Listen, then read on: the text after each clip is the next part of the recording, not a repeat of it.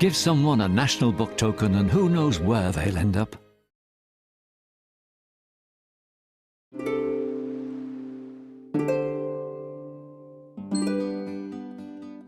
So I wasn't really very familiar with the Borders until we moved here, and so it seems to me that it's a secret undiscovered. And if you talk to people in Edinburgh, a lot of the time, if you said, you know, where would you go on a weekend if you were going for a day trip, they seem to gravitate north a lot of the time. And I think there's a sense that there's an awful lot of unplumbed, you know, treasures to be found in the Borders.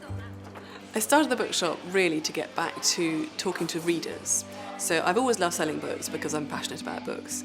And you know, the great thing about running your own shop is that you can be completely biased. You can talk about the books that you love. If you fall in love with a book, it's amazing the difference that makes. So you have that conversation over the till.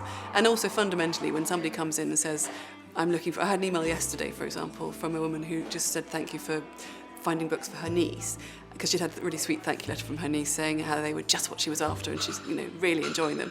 That's it. When you get that kind of feedback, that kind of sums it up for me.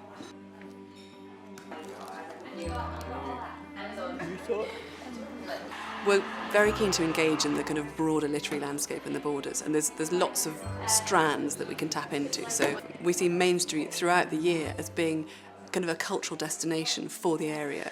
So all the different seasonal things they feed into us, I should say. And we have a sustained programme of events through the year, and anything literary that's happening we try to link with. So for example, if last year we had Caroline Duffy went to Hoyk to a venue there, and we did the book sales. And so we're always trying to find ways to work with the community, whether it's with schools or other venues, or indeed the likes of Abbotsford.